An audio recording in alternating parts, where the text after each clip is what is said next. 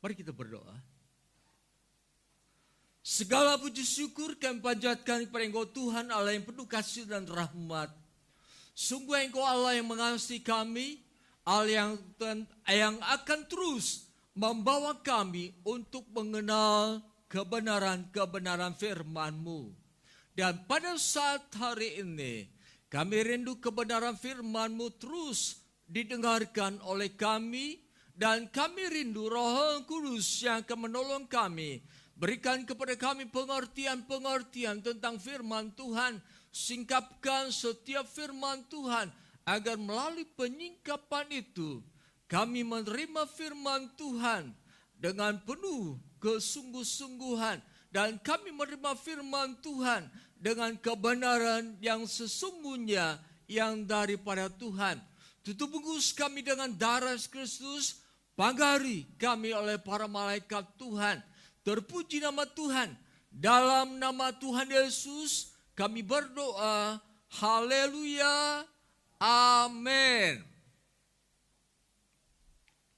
Firman Tuhan pada hari Minggu kemarin berbicara mengenai Allahku akan memenuhi segala keperluanmu menurut kekayaan dan kemuliaan dalam Kristus.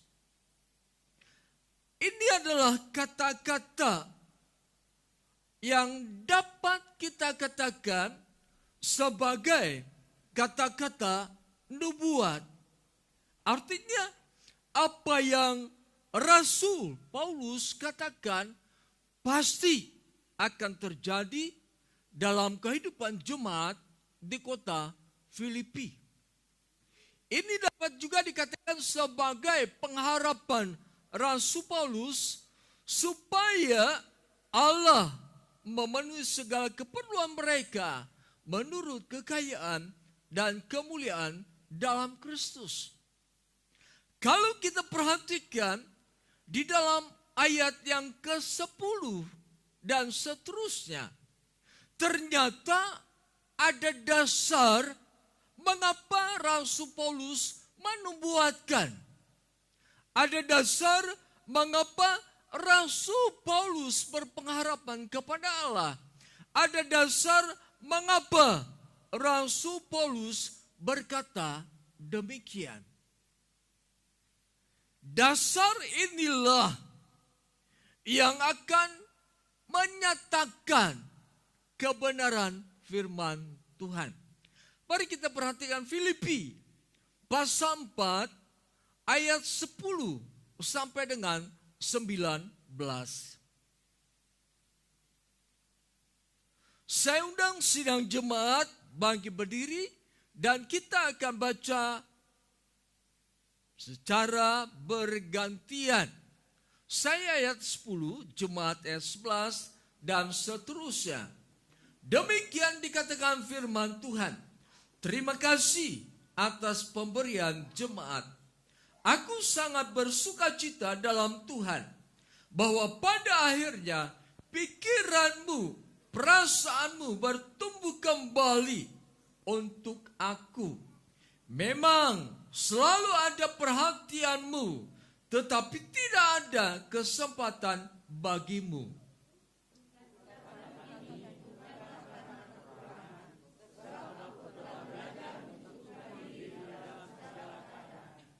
Aku tahu apa itu kekurangan dan aku tahu apa itu kelimpahan.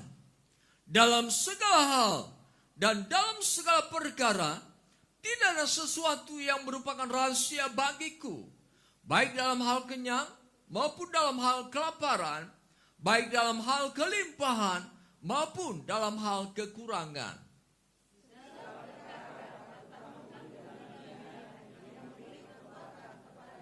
Namun, baik juga perbuatanmu, bahwa kamu telah mengambil bagian dalam kesusahanku. Kamu sendiri tahu juga, kayak orang-orang Filipi, pada waktu aku baru mulai mengabarkan Injil, ketika aku berangkat dari Makedonia, tidak ada satu jemaat pun yang mengadakan begitu. Karena di Tesalonika pun kamu telah 1-2 kali mengirimkan bantuan kepadaku.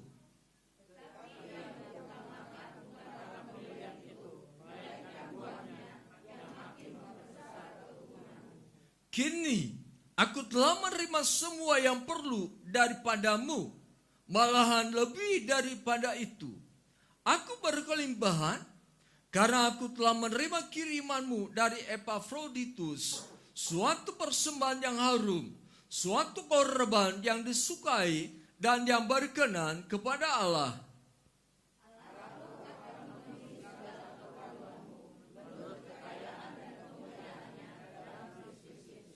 Puji Tuhan, silakan duduk. Inilah dasar yang menyebabkan Paulus berkata, Allahku akan memenuhi segala keperluanmu menurut kekayaan dan kemuliaannya. Dasarnya adalah jemaat di kota Filipi atau gereja Filipi memberi bantuan kepada Paulus. Artinya jemaat di kota Filipi memperhatikan Paulus dalam tugasnya sebagai seorang pemberita Injil. Paulus berpindah-pindah dalam menyampaikan firman Tuhan. Paulus menyampaikan firman Tuhan dari satu kota ke kota yang lain. Sekalipun Paulus pernah berkata, aku tidak pernah mengharapkan bantuan atau pertolongan dari orang lain. Tetapi di sini Paulus berkata, aku bersyukur kepada Tuhan sebab engkau jemaat di kota Filipi memberi bantuan kepadaku. Ketika Paulus menerima bantuan dari jemaat di Filipi, Paulus katakan, bukan berarti aku dalam kekurangan. Bukan berarti aku berada dalam keadaan sangat membutuhkan bantuan. Paulus berkata, aku telah belajar mencukupkan diri dalam segala keadaan. Pemberian jemaat di kota Filipi bukan untuk mencukupkan kebutuhan Paulus. Bukan untuk menjadikan Paulus hidup di dalam berkecukupan. Tetapi pemberian ini Rasul Paulus katakan sesuatu yang sangat luar biasa. Paulus berkata, dalam pemberian ini bukan nilai yang kupikirkan. Bukan nilai yang kuharapkan. Tetapi pemberian ini merupakan buah yang ada di dalam dirimu sebagai pengikut Kristus. Pemberianmu ini merupakan satu persembahan yang harum kepada Allah. Pemberianmu ini merupakan satu korban yang disukai dan yang berkenan kepada Allah. Pada saat seseorang yang berkata, saya adalah jemaat Kristus. Pada saat dia memberi kepada orang lain, itu merupakan persembahan yang harum di hadapan Allah. Ketika seseorang memberi kepada yang lain, itu merupakan korban yang disukai dan yang berkenan kepada Allah. Pemberian seseorang kepada yang lain tidak hanya menyangkut antara dirinya dengan orang yang diberi, tetapi menyangkut juga relasi dirinya dengan Tuhan. Saudara yang kasih dalam nama Yesus Kristus, pada saat ini manusia yang hidup di dalam dunia ada yang selalu mengharapkan orang lain memberi kepada dirinya. Ada orang-orang tertentu yang selalu menyukai lebih untuk menerima dari orang lain dibandingkan dia memberi kepada orang lain. Pada saat ini juga ada orang yang lebih suka dalam istilah diberi oleh orang lain daripada memberi kepada orang lain. Pada zaman-zaman yang sukar ini, ada orang yang memiliki karakter, memiliki satu sikap, lebih suka menimbun, mengumpulkan jerih payahnya daripada membagi kepada orang yang memiliki kebutuhan untuk ditolong. Ada orang yang memang di dalam kehidupannya mempunyai prinsip, saya akan memberi kepada orang lain kalau saya sudah hidup berkecukupan. Saya akan memberi kepada orang lain kalau saya sudah hidup di dalam kelimpahan. Rasul Paulus katakan bahwa hal memberi bukan semata-mata masalah pikiran. Bukan semata-mata masalah rencana atau perhatian. Tetapi hal memberi menyangkut tentang perbuatan seseorang kepada orang lain. Itulah yang dikatakan prinsip dalam kehidupan firman Tuhan. Bahwa lebih baik memberi daripada menerima. Lebih baik memberi daripada selalu mengharapkan menerima dari orang lain. Inilah yang harus menjadi karakter dalam kehidupan orang percaya. Harus memiliki karakter bahwa saya dipanggil untuk memberi kepada yang membutuhkan.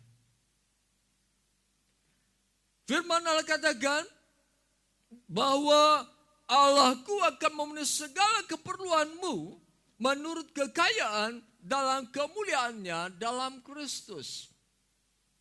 Di sini Rasul Paulus berkata kepada jemaat di kota Filipi, hai orang Filipi, engkau memberi bantuan kepadaku. Engkau mempersembahkan persembahan kasih kepadaku. Bukan pemberian itu yang kuharapkan, tetapi buah dari pemberian itu. Artinya sebagai pengikut Kristus, orang Kristen yang tinggal di dalam Kristus harus menghasilkan buah. Jemaat di kota Filipi menghasilkan buah, yaitu dalam hal memberi kepada Rasul Paulus. Inilah yang dinyatakan sebagai kebenaran firman Tuhan. Orang yang tinggal di dalam firman Allah, orang yang tinggal di dalam Kristus pasti akan menghasilkan buah. Orang yang tinggal di dalam Kristus, yang mendengar dan melakukan firman Tuhan, pasti akan menghasilkan buah. Itulah yang Rasul Paulus katakan. Jadi jemaat di kota Filipi memberi bantuan kepada Paulus. Itu merupakan bukti kehidupan kekristenan yang berbuah. Mari kita perhatikan Yohanes pasal 15.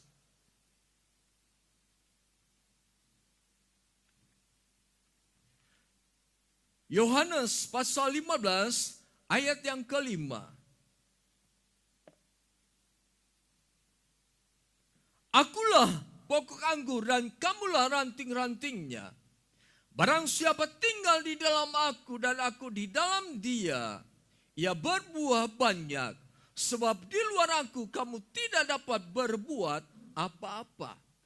Jadi orang yang memang tinggal di dalam Kristus, terus, pasti ia akan berbuah. Jemaat di kota Filipi adalah orang-orang yang tinggal di dalam Kristus.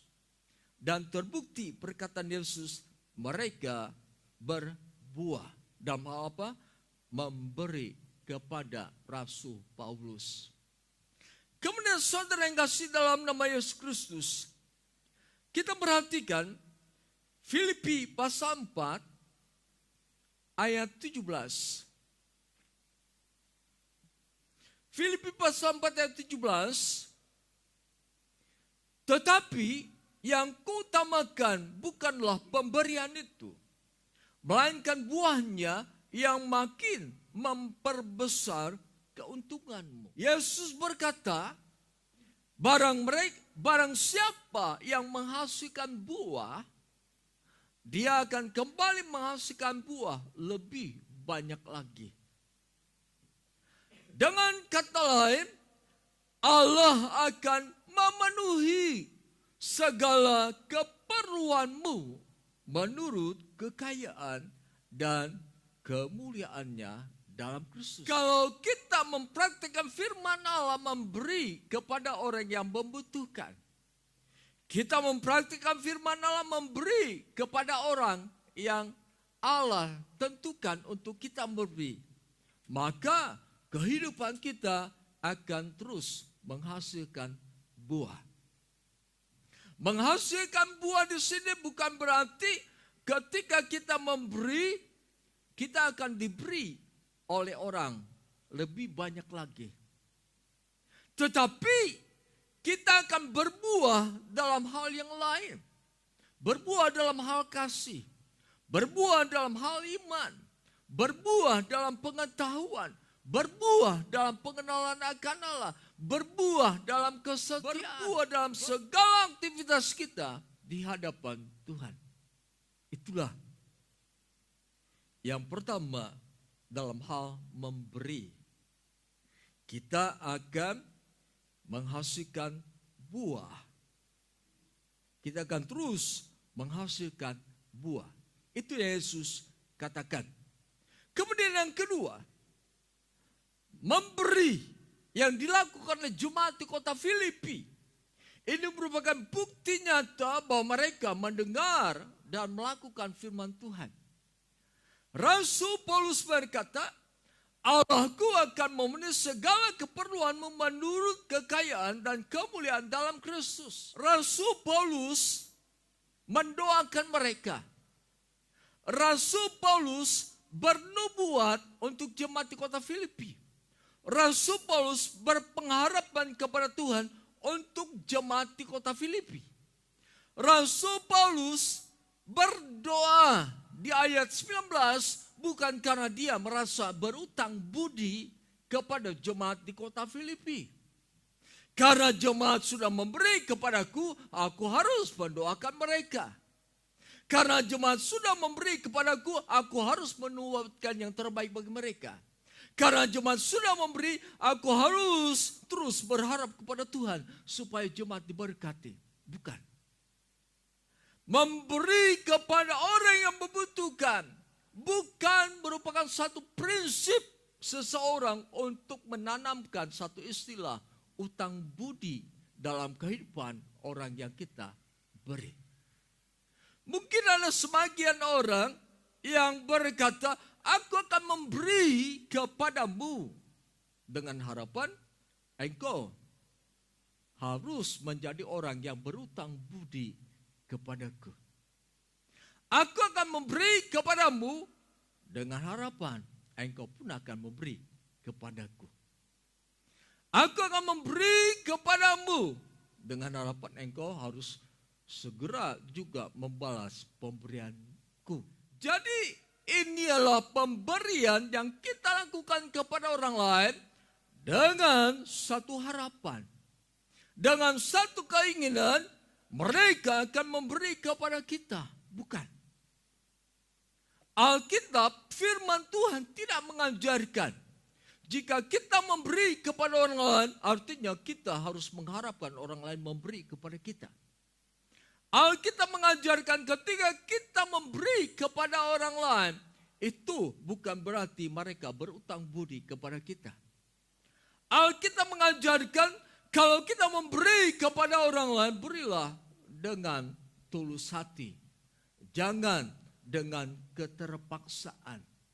Jangan dengan berat hati.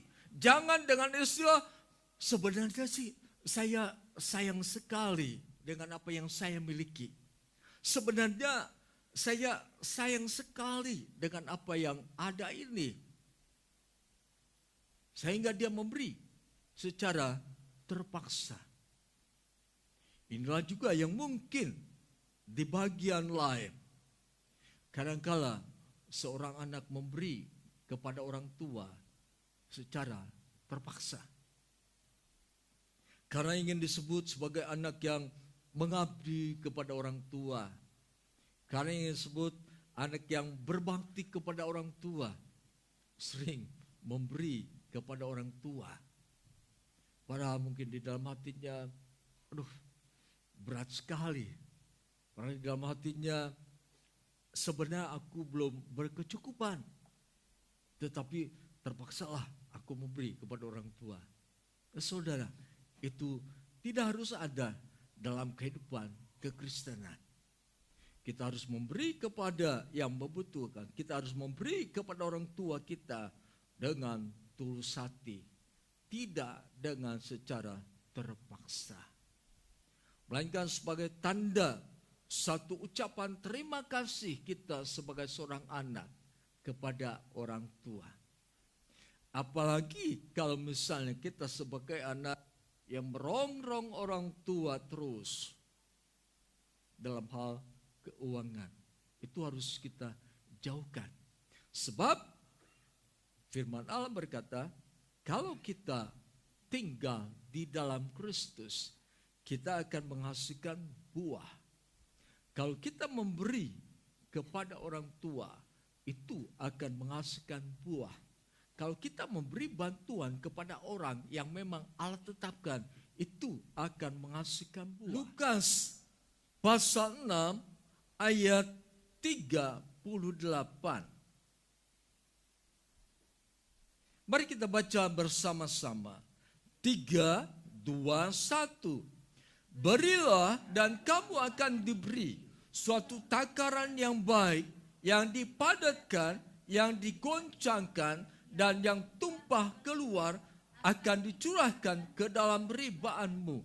Sebab ukuran yang kamu pakai untuk mengukur akan diukurkan kepadamu. Nah, saudara, firman Allah berkata, Yesus berkata, berilah dan kamu akan diberi suatu takaran yang baik, yang dipadatkan, yang digoncangkan, dan yang tumpah keluar akan dicurahkan ke dalam ribaanmu. Inilah proses memberi. Yang pertama tadi, memberi berarti orang itu sudah benar-benar tinggal di dalam Kristus dan menghasilkan buah. Itu dalam hal memberi. Kemudian dia pun akan menghasilkan buah dalam hal iman, kesetiaan. Itu juga buah-buah kehidupan yang dihasilkan. Kemudian yang kedua, memberi merupakan bukti nyata bahwa seseorang mendengar dan melakukan firman Tuhan. Yang ketiga, dalam hal memberi perlu disadari, perlu diimani bahwa apa yang ada pada kita saat ini, semua itu milik Tuhan. Semua itu berasal dari Tuhan. Mari kita perhatikan 2 Korintus. 2 Korintus pasal 9 ayat yang ke-10. Demikian dikatakan firman Tuhan. Kita baca bersama-sama. 3, 2, 1. Ia yang menyediakan benih bagi penabur dan roti untuk dimakan. Yang juga yang akan menyediakan benih bagi kamu dan melipat kali gandakannya dan menumbuhkan buah-buah kebenaran. Nah, saudara, firman Allah katakan, yang ada padamu itu berasal dari Tuhan. Firman Allah katakan, Ia yang menyediakan benih bagi penabur. Jadi Tuhan mencukupkan kebutuhan hidup kita, itu adalah benih. Nah, kita harus menabur. Kepada siapa? Kepada orang yang Tuhan tentukan dalam kehidupan kita. Misalnya jelas kepada orang tua, jelas kepada anak, kepada orang lain yang membutuhkan, dengan tidak melihat agama, suku, dan lain-lain. Itu yang harus kita lakukan. Di sini dikatakan bahwa apa yang kita miliki semua milik Tuhan. Apa yang kita miliki semua berasal dari Tuhan. Kita hanya pengelola apa yang sudah Tuhan berikan. Artinya bahwa kalau kita bekerja, kita mendapatkan gaji. Nah, Tuhan memberikan hikmat bagi kita untuk mengelola gaji atau upah yang kita dapatkan. Mungkin pada saat ini Tuhan tidak menentukan seseorang untuk minta bantuan kepada kita. Mungkin tahun depan baru Tuhan tentukan, inilah orang yang harus kamu bantu. Kita beri bantuan kepada mereka. Jadi apa yang Tuhan berikan kepada kita akan ditambahkan oleh Tuhan jika kita memberi kepada orang yang membutuhkan. Saya waktu pertama kali tinggal di sini, saya tinggal di rumah almarhum Agus Sumarro dan Tante Lili. Mereka mempunyai rumah, terus ada sumur di dalam rumah mereka, sumur yang dalam. Sudah beberapa tahun air itu tidak pernah diambil, ditimba atau dipakai. Saudara, air itu lama-kelamaan menjadi air yang berbau busuk. Karena terus tidak pernah dipakai. Terus dan terus tidak pernah dipakai. Karena tidak pernah dipakai, maka sumber air yang di bawah ini tidak bisa menambah air yang busuk ini. Mengerti ya? Mengerti enggak? Jadi misalnya gini, ini permukaan air gitu ya.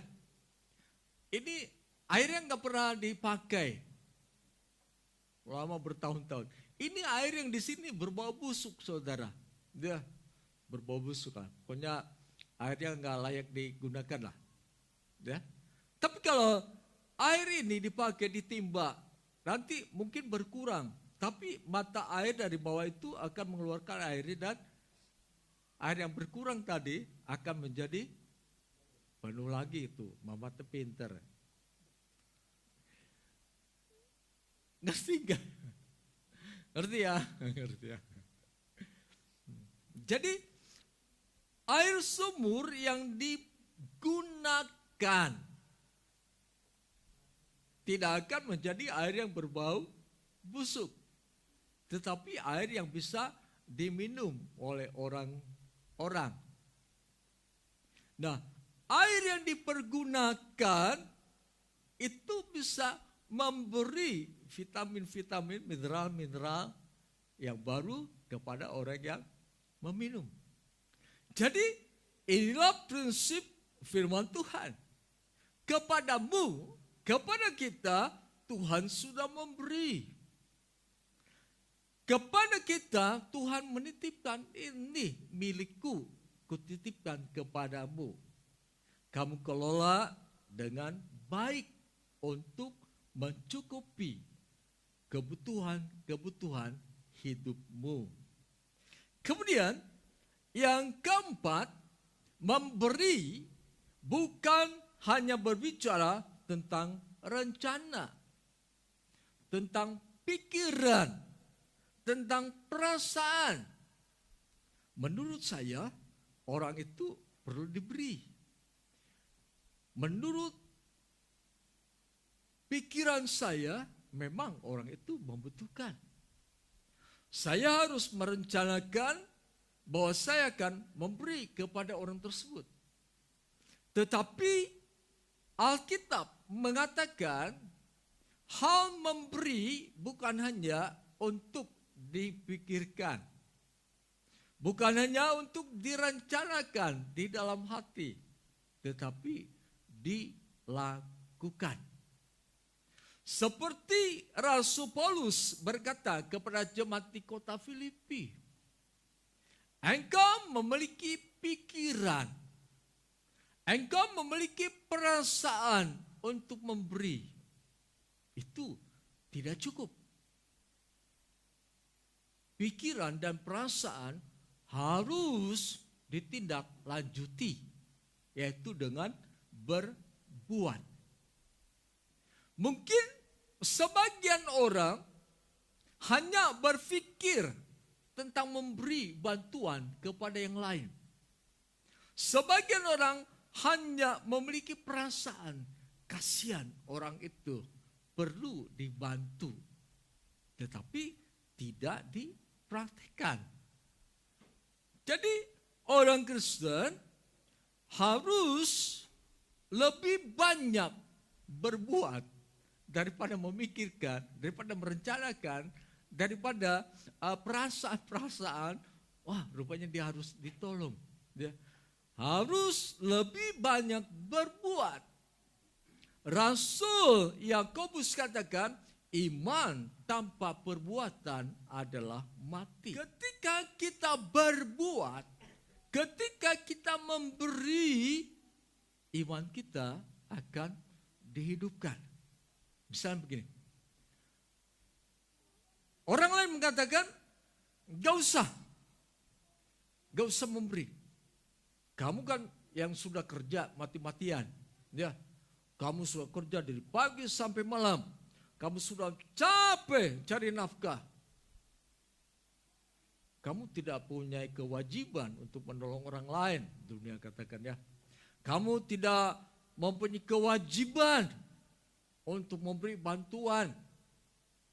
Kamu harus gunakan seluruh apa yang engkau dapatkan karena kerja kerasmu. Nah, saudara, firman Tuhan yang tinggal dalam kehidupan orang percaya itu akan mengerjakan satu prinsip bahwa kamu akan menghasilkan buah ketika kamu memberi. Kamu akan terus menghasilkan buah ketika kamu memberi kepada orang lain. Inilah yang dikatakan bahwa iman tanpa perbuatan adalah mati. Nah, ketika kita memberi kepada orang lain, iman kita akan bertambah. Saya tidak akan berkekurangan. Ketika kita memberi kepada orang lain, iman kita akan bertambah. Saya lebih diyakinkan bahwa Tuhan akan memberi kepada saya. Ketika kita memberi kepada orang lain, iman kita akan bertambah. Saya percaya apa yang saya katakan sesuai firman Tuhan pasti terjadi. Ketika kita memberi kepada orang lain, iman kita akan dihidupkan. Saya tidak usah khawatir, tidak usah takut tentang kehidupan ini.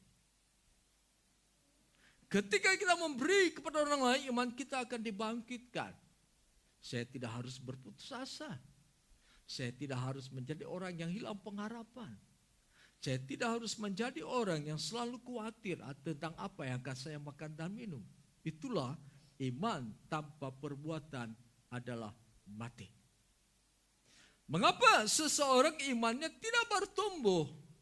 Karena dia tidak berbuat sesuatu.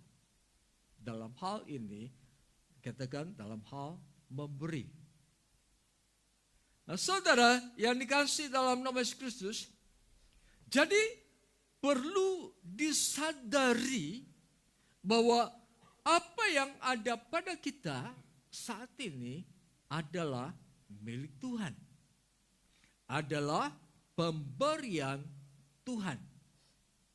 Nah, kalau kita hidup sesuai firman Tuhan, memberi bantuan, memberi kepada orang yang membutuhkan, kepada orang yang diutus oleh Tuhan, maka dikatakan ia yang menyediakan benih bagi penabur dan roti untuk dimakan, ia juga yang akan menyediakan benih bagi kamu dan melipat gandakannya dan menumbuhkan buah-buah kebenaranmu. Firman Allah katakan bahwa ketika kita memberi, Tuhan akan menyediakan kembali benih-benih yang lain dalam kehidupan kita. Ya. Kalau dunia berkata, kalau saya memberi, maka apa yang saya miliki berkurang. Itu dunia katakan. Ya. Kalau saya memberi, saya mengalami kerugian. Itu yang dunia katakan. Tetapi firman Allah katakan, ketika kita memberi, maka kita akan diberi oleh Tuhan. Ya.